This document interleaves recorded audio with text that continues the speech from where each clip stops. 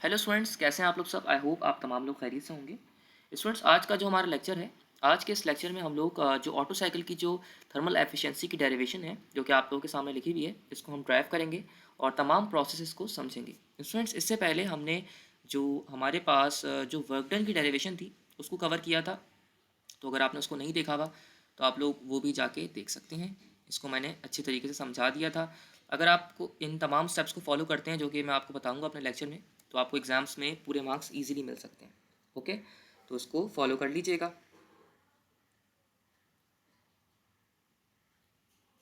Students, हमें सबसे पहले जो है वो ऑटो साइकिल का जो पीवी डायग्राम है उसको समझ लेना चाहिए। अगर मैं इसकी पीवी डायग्राम बनाऊं तो यहाँ पे प्रेशर होता है और यहाँ पे वॉल्यूम होती है।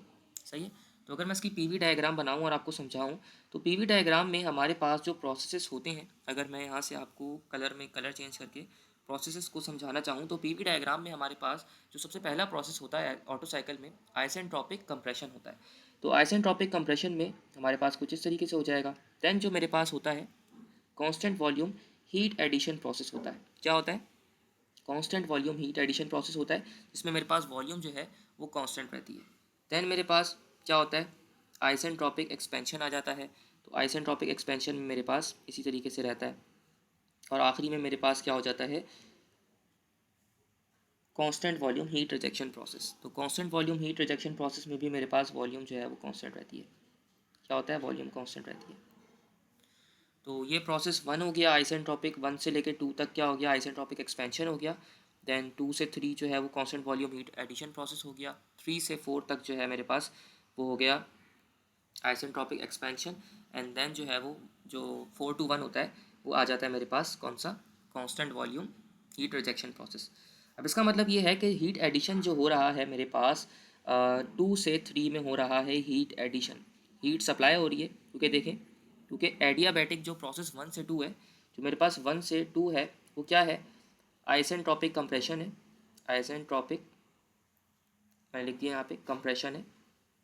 और क्या है? ये एक एडियाबैटिक प्रोसेस है। एडियाबैटिक प्रोसेस है क्योंकि जब ये एडियाबैटिक प्रोसेस है तो इसीलिए यहाँ पर जो मेरे पास जो हीट सप्लाई होती है सिस्टम में वो क्या होती है? वो ज़ीरो होती है। ये आपने पढ़ा है।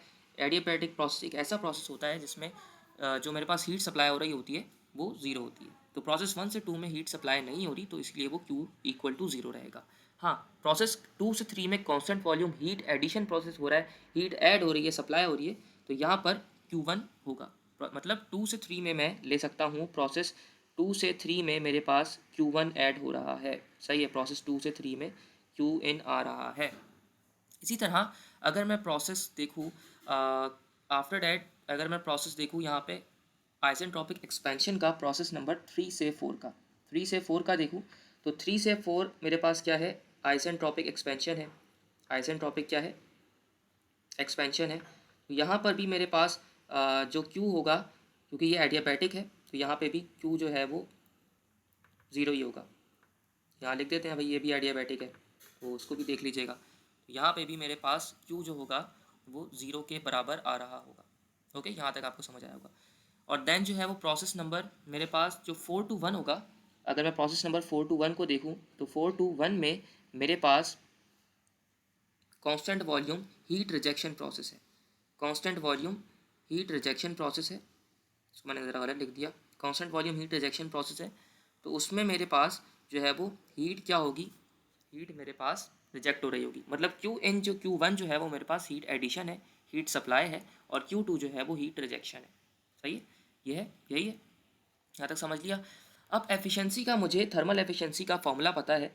एफिशिएंसी कभी भी अगर मैं देखूँ तो मुझे ये पता है कि जो मेरे पास एफिशिएंसी होती है वो बराबर होती है, एफिशिएंसी बराबर होती है आउटपुट अपॉन इनपुट के, आउटपुट अपॉन इनपुट के। सही है भाई, सही है भाई, इसी के बराबर होती है, डिवाइडेड बाय इनपुट के।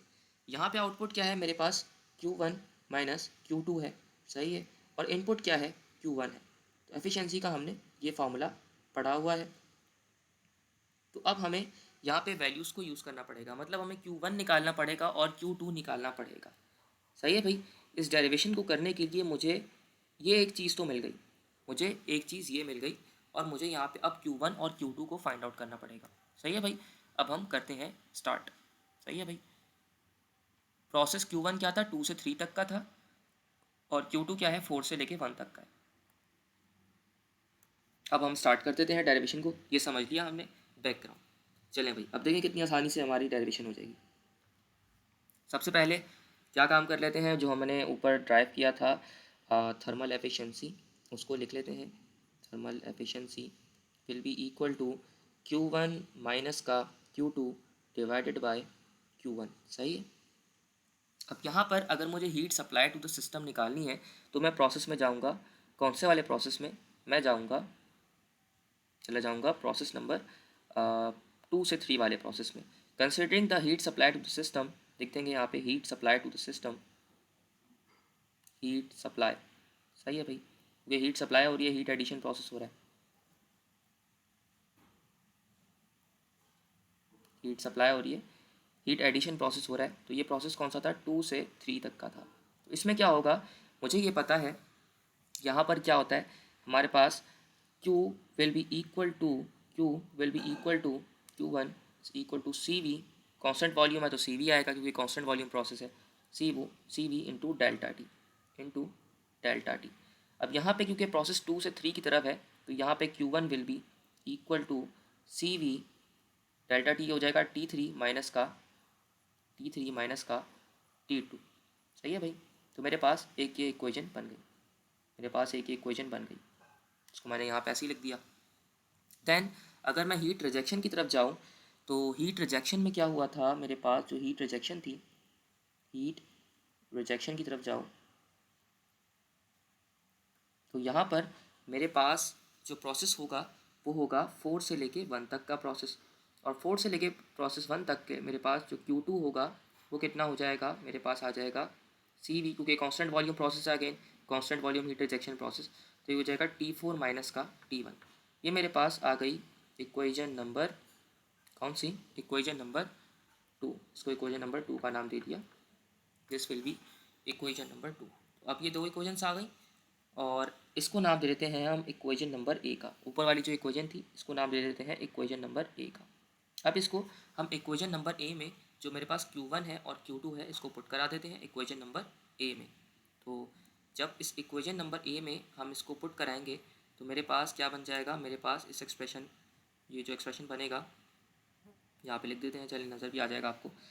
तो ये एक्सप्रेशन कुछ इस तरीके से बनेगा, efficiency will be equal to the CV divided by Q1 क्या था, T3 माइनस का T1, इस तरीके से बन जाएगा। सॉरी T1 ये T2 है, T3 माइनस T2 माइनस का CV T4 माइनस का T1। सही है भाई। और इसी तरीके से ये डिवीजन में आ जाएगा मेरे पास पूरा CV Q1, क्योंकि हमारे पास लिखा हुआ है तो ये हो जाएगा T3 माइनस का T2। अब यहाँ पे अगर मैं एलसीएम को ब्रेक करूँ, एलसीएम आप सबको ब्रेक करना आता है, तो यहाँ पे बन जाएगा CV T3 माइनस का T2 divided by CV T3 minus का T2। और यहाँ पर बन जाएगा CV T4 माइनस का T1 divided by CV T3 minus का T2। सही है भाई। अब यहाँ पे मैं कैंसिलेशन कर देता हूँ, ये दोनों चीज़ें आपस में कैंसिल हो जाएंगी क्योंकि एलसीएम इस तरीके से हम करेंगे इसको परफॉर्म, तो ये हो जाएगा मेरे पास कैंसिल आउट। सही है भाई। अब यहाँ पर ही क्या होगा, अब यहाँ पर हम ये करेंगे कि मेरे पास जो एफिशिएंसी है ये मेरे पास इस तरीके से आ जाएगी कुछ, efficiency will be equal to 1 minus CV T4 minus का T1 divided by CV T3 minus का T2। सही है भाई। तो इस तरीके से आ जाएगा। अब यहाँ पर एक और काम होगा, यहाँ से CV जो है वो मैं कैंसिल आउट कर सकता हूँ, तो CV को भी मैंने कैंसिल आउट कर दिया। अब मेरे पास जो एक्सप्रेशन बचा है वो ये बचा है कि आप जो है वो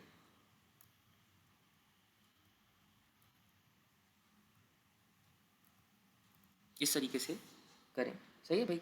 तो ये मेरे पास अब बन जाएगा efficiency will be equal to, so efficiency यहाँ पर बन जाएगी, efficiency will be equal to 1 minus का T4 माइनस का T1। सही है भाई, इस तरीके से लिखेंगे हम, और divided by T3 minus T2 सही है। इस तरीके से मेरे पास ये एक्सप्रेशन बन जाएगा, इसको मैं इक्वेशन नंबर 3 का नाम दे देता हूँ। अब मुझे जो है वो T4 या T3 की कोई एक वैल्यू चाहिए। तो यहाँ पर अब मैं क्या काम करूँगा, मैंने पहले जो है वो कौन से प्रोसेस को डील किया था, मैंने यहाँ पर कांस्टेंट वॉल्यूम हीट एडिशन और हीट रिजेक्शन को कंसीडर किया था। कितने प्रोसेस होते हैं, हीट एडिशन, हीट सप्लाई और हीट रिजेक्शन को। दो प्रोसेस रह गए थे जिनको मैंने कंसीडर नहीं किया था क्योंकि वो एडियाबैटिक प्रोसेस थे। क्या थे, एडियाबैटिक प्रोसेस थे। सही है भाई, मैंने दो प्रोसेस को कंसीडर नहीं किया था। पहले मैंने Q1 वाले प्रोसेस को, इसको और इसको कंसीडर कर लिया था, लेकिन अब ये वाले प्रोसेस मेरे पास रह गए हैं जो कि आइसेंट्रोपिक कंप्रेशन है, आइसेंट्रोपिक कंप्रेशन है और आइसेंट्रोपिक एक्सपेंशन है। ये दो प्रोसेसेस मेरे पास रह गए हैं, एक ये वाला 1 से 2 वाला और 4 से 3 वाला। इनको अब हम कंसीडर करते हैं। चलें भाई, सही है, अब इनको हम कंसीडर करते हैं। तो यहाँ पे हम लिख देते हैं भाई, हेडिंग डाल दीजिएगा, considering the isentropic compression process। सही है भाई, during the isentropic compression process we know that मेरे पास क्या होता है, एंट्रोपी ऑफ द सिस्टम क्या रहती है, कांस्टेंट रहती है। तो यहाँ पे हम लिख देंगे कंसिडरिंग, लिख दीजिएगा यहाँ पे, सॉरी इसको मैं लिख देता हूँ इस तरीके से, लिख दीजिए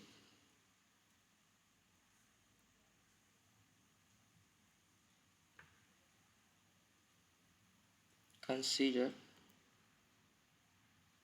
प्रोसेस 1 to 2, और 1 से 2 प्रोसेस क्या था, आइसेंट्रोपिक कंप्रेशन था, आइसेंट्रोपिक कंप्रेशन। ये पूरा पूरा लिखेगा, मैं यहाँ पे आता तो लिख रहा हूँ। तो मुझे ये पता है कि मेरे पास अगर मैं इसको कंपेयर करूँ, P1 V1 over gamma is equal to P2 V2 over gamma. सही है भाई, यहाँ से अगर मैं P2 अपॉन P1 निकालना चाहूँ तो P2 अपॉन P1 किसके बराबर आ जाएगा, यहाँ से V1 अपॉन V2 गैमा के, इसकी होल पावर गैमा। और मुझे ये भी पता है कि जो मेरे पास V1 अपॉन V2 होता है, ये हमने पुरानी डेरिवेशन में भी सीखा था कि V1 अपॉन V2 मेरे पास कंप्रेशन रेशियो के बराबर होता है। सही है, और अगर मेरे पास V2 अपॉन V1 होता तो वो उसका उलट हो जाता। इसी तरह मेरे पास जो V4 अपॉन V3 होता है, ये भी मेरे पास कंप्रेशन रेशियो के बराबर होता है। ये आपको याद रखना है। यहाँ पर हमने यही काम किया, इसको इस तरीके से लिख लिया। देन यहाँ पर एक काम करते हैं, इसको P2 अपॉन P1 को, इसको इस तरीके से लिख देते हैं, किसके, गैमा, RC के। सही है, RC की पावर गैमा। अब इसको हम क्या करेंगे, मुझे एक रिलेशन पता है, P1 V1 upon T1 is equal to P2 V2 upon T2। सही है, मुझे क्या निकालना था, मुझे T2 को निकालना था, क्योंकि मुझे T2 नहीं पता। तो यहाँ से मैं यही काम करूँगा, मैं T2 को फाइंड आउट कर लूँगा। T2 को निकालिएगा ज़रा, तो T2 को ज़रा हम अरेंज कर लेते हैं। T2 को निकालने के लिए यहाँ पे अरेंजमेंट्स करनी पड़ेंगी, T2 को उधर भेज देंगे और ये बन जाएगा P2 अपॉन P1। सही है, और यहाँ बन जाएगा V2 अपॉन P1, और T1 ऐसे ही रहेगा, तो T1 को यहाँ मल्टीप्लिकेशन के लिए भेज दीजिए। ओके, अब ये बन जाएगा T2 will be equal to, तो P2 अपॉन P1 ऊपर देखा था किसके बराबर था, अभी ड्राइव किया, ऊपर देखें, RC की पावर गैमा की। तो लिख देंगे RC की power gamma. V2 upon V1 मैंने आपको किसके बराबर बताया था, पहले बताया आपको V1 अपॉन V2 RC के बराबर होता है। और अगर यहाँ पे V2 अपॉन V1 होगा तो इसका रेसिप्रोकल ले लेंगे, इट मीन्स कि कंप्रेशन रेशियो की जो पावर है वो -1 में आ जाएगी। तो ये इस तरीके से हो जाएगा, RC की पावर माइनस गैमा। सही है, ये इस तरीके से हो जाएगा, और या इसको आप रेसिप्रोकल करके भी कर सकते हैं। सही है, और मल्टीप्लाई बाय दी T1। अब यहाँ पर एक और काम करिएगा कि T1 T2 powers basis same, powers can be added. तो ये हो जाएगा RC will be gamma minus का 1 मल्टीप्लाई बाय T1। तो मैंने यहाँ से T1 की वैल्यू को फाइंड आउट कर लिया, मतलब सॉरी T2 की वैल्यू को फाइंड आउट कर लिया। सही है, यही काम हम जो है वो सेम प्रोसेस किसके लिए करेंगे, प्रोसेस के कहाँ पे एडियाबैटिक क्या हो रहा है, जहाँ पे एडियाबैटिक एक्सपेंशन होगी। अभी हमने कंप्रेशन के लिए किया था ना यही काम, तो अभी अब हम करेंगे एडियाबैटिक कंप्रेशन के लिए काम। सही है भाई, तो अब हम करेंगे कंसीडर प्रोसेस अगर इसकी आपको जो है वो फ़ाइल चाहिए हो तो कंसीडर प्रोसेस मुझे कह दीजिएगा, मैं आपको सेंड कर दूँगा इसकी फ़ाइल। तो consider process 421, sorry no, process number isentropic ये हमारे पास कहलाता है प्रोसेस नंबर 3 से 4 बन जाता है। और जी हमने पहले हमने कंप्रेशन को कंसीडर किया था, अब हम एक्सपेंशन को कंसीडर करेंगे। तो ये हो जाएगा मेरे पास 3 से 4 के लिए अगेन वही इक्वेशन बनेगी और उसको अगेन कर लेंगे। सबसे पहले हम रेशो बना लेते हैं इसका, और रेशो जल्दी से बनाइए। इस तरीके से भाई रेशो बनाएंगे। ओके, मुझे पता है कि P3 P की power gamma, sorry P3 V3 की power gamma is equal to the P4 V4 की whole power gamma. And then ये कर लेंगे कि यहाँ से P3 अपॉन P4 का एक रिलेशन बना लेंगे, सही है। और इसको इस तरीके से बनाने के बाद V3 अपॉन V4 बन जाएगा ये V3 अपॉन V4 की पावर गैमा। अब ये इस तरीके से RC के बराबर आ जाएगा, RC की पावर गैमा। अब देन आगे जाके कंपेयरिंग करेंगे तो समाव आपको यही मिलेगा। मैं इसको कर नहीं रहा, अब आप कर लीजिए P3 V3 की whole power gamma is divided by P4 T3 sorry, and then it will be equal to P4 V4 की होल पावर। यहाँ अच्छा सॉरी मैंने पावर गैमा लगा दिया, यहाँ गैमा आता नहीं है, रिलेशन गलती से यूज़ कर लिया मैंने, वरना ही होता नहीं है ऐसे। T4 आ जाएगा, दैन इसको रिलेशन को यूज़ करिएगा तो आपके पास जो T4 इस तरीके से बनेगा T3 अपॉन T4, सही है। ये आपके पास इस तरीके से बन जाएगा T3 upon T4 divided by V4 की power gamma P4 upon V3 और इसकी पावर गैमा -1, सही है। इसको मैंने डायरेक्ट सॉल्व कर दिया है, नहीं समझ आए तो कमेंट करिएगा। देन फाइनल हमारे पास यही बनेगा। आपको पता है कि मेरे पास यहाँ पे जो रिलेशन बनेगा वो यही बनेगा T4 कि हमें निकालना क्या था कि हमने T2 निकाला है वहाँ से, और T3 निकालेंगे अब यहाँ से। T3 will be equal to RC की पावर गैमा -1, सही है। ये बना लेंगे और यहाँ से हम मल्टीप्लिकेशन कर देंगे इसको T4 से। वहाँ हमने T1 से मल्टीप्लाई कराया था, यहाँ से T1। तो शॉर्ट ट्रिक हो सकती है क्योंकि यहाँ पे V3 और V2 इक्वल होते हैं, तो यहाँ से T3 और T2 को भी हम ज़रा देख लेंगे कि यहाँ पे थोड़ा सी इक्वालिटी आ रही है, शॉर्ट ट्रिक अपने याद करने के लिए। अब ये मेरे पास T3 आ गया इस इक्वेशन में, यहाँ से मेरे पास T3 आ गया, और यहाँ पे मेरे पास T3 आने के बाद क्या हुआ, यहाँ से मेरे पास T2 आ गया था। तो ये दो चीज़ें मेरे पास आ गई थी, T3 आ गया और T2 आ गया। अब इसको मैं ये जो मेरे पास सबसे पहला इक्वेशन नंबर 3 थी यहाँ पर पुट करा दूंगा इन तमाम चीज़ों को। मैंने यहाँ पे मैं T3 को पुट कराऊंगा और T2 को पुट कराऊंगा, मतलब यहाँ से मैं T3 को और T2 को पुट करा दूंगा। तो चलें भाई पुट करा के देखते हैं। इसको मैं इसको जो है वो मैं नीचे लिख लेता हूँ, सही है, जो एक्सप्रेशन बना था हमारा, ताकि फिर हमारे लिए आसानी हो जाए। इसको लिख लेता हूँ। हमारे पास जो थर्मल एफिशिएंसी बनी थी वो ये बना था कि 1 माइनस T4 माइनस का T1 divided by T3 minus का T2, सही है। अब यहाँ पे अगर मैं वैल्यूज़ को पुट कर दूँ तो सिंपली मेरे पास इस तरीके से बन जाएगा 1 माइनस T4 की वैल्यू ऐसी ही रहेगी तो उसको ऐसे ही लिखा रहने देंगे। T1 भी हमने नहीं निकाला है तो ये तो ऐसे ही लिखा रहेगा। नीचे कुछ अलबत्ता चेंजेस आ सकते हैं। T3 की वैल्यू है RC की पावर गैमा -1, सही है। और ये मल्टीप्लाई हो रहा है T4 से। यहाँ पे काम करते हैं, पहले T4 लिख देते हैं इस तरीके से, पहले यहाँ लिख देते हैं T4, सही है। और इसके आगे लिखा हुआ है and then it will be subtracted with T2 हमने क्या निकाला था, यस T2 हमने ऊपर देख लेते हैं जाके। T2 हमने निकाला था RC की गामा -1 की पावर मल्टीप्लाई बाय T1, सही है। तो ये हो जाएगा T1 और RC की पावर गैमा -1, सही है। तो ये इस तरीके से बन गया। अब यहाँ से एक काम करते हैं, और काम ये करते हैं कि RC को कॉमन ले लेते हैं, तो ये बन जाएगा 1 माइनस, तो ये मेरे पास इस तरीके से बन जाएगा। इसके नेक्स्ट स्टेप में मैं कर रहा हूँ, तो ये 1 माइनस का T4 माइनस का T1, और यहाँ से मैंने RC की पावर गामा माइनस 1 को कॉमन निकाल लिया, और ये बन जाएगा यहाँ पे T4 माइनस का T1। सही है।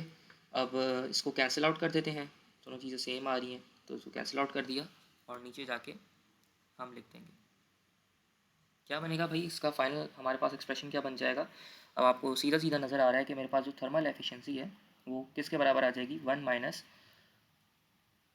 1/RC की पावर गामा माइनस 1 के। सही है। तो this is the formula for finding the thermal efficiency of auto cycle. तो ये ऑटो साइकिल की डेरिवेशन अगर आपने सीखी हुई है वर्क डन की, तो आप इसको भी कर लेंगे, या अगर आपने सिर्फ यही वीडियो देख ली है तो आपको तमाम चीज़ें समझ आ गई होंगी किस तरीके से हमें ये डेरिवेशन परफॉर्म करनी है। सही है भाई। तो आई होप सो आपको समझ आया होगा। एक बात का ख्याल रख लीजिएगा, ये जो एरिया अंडर द कर्व होता है ये मेरे पास मुझे वर्क डन देता है, तो जो इसका एरिया अंडर द कर्व होता है वो वर्क डन दे रहा होता है। सही है भाई। तो area under the curve of PV diagram हमें वर्क डन देता है। इस तरीके से हमने डेरिवेशन को परफॉर्म किया है। आई होप सो आपको समझ आई होगी अच्छे तरीके से।